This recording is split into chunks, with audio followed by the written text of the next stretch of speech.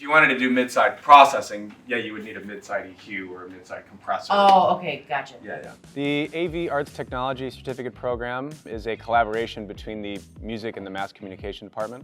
We have courses that cover concepts such as recording techniques in the studio, multi-camera video production, broadcast graphics, and things like that. It's really set up to prepare students to begin career paths in various facets of the AV field.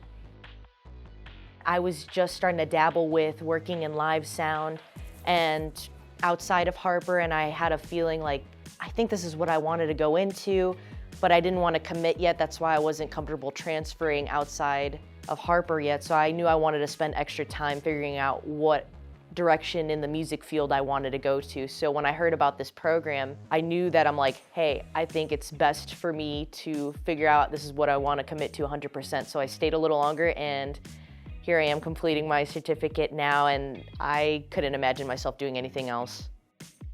Clara was one of our first students that took the internship program, and she was interested in working in live sound. She already had some experience, I believe, doing live sound in a church, and just really liked the atmosphere and the setting.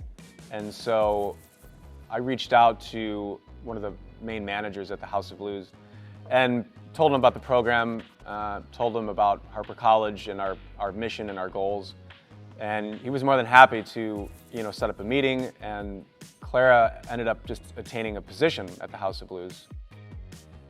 My time at House of Blues has helped me on my educational journey because it's like applying what I've learned in the classroom into real life working scenarios, because even though it's one venue, essentially if I'm going to other venues or other gigs I'm getting hired to work at, the system of how everything is set up is the same. It might be a different board, but as long as you know like the foundation of how signal flow goes and what you gotta listen for and how you're mixing all together, it's all essentially the same. It's just you gotta rely on your educational foundation. I got to learn other skills in production I didn't think I would learn. I was learning lighting and how to connect all those power circuits.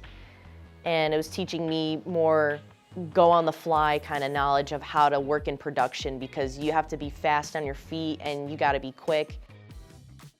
I think students are, yearning to find themselves and to sort of set up these career paths and set up their lives.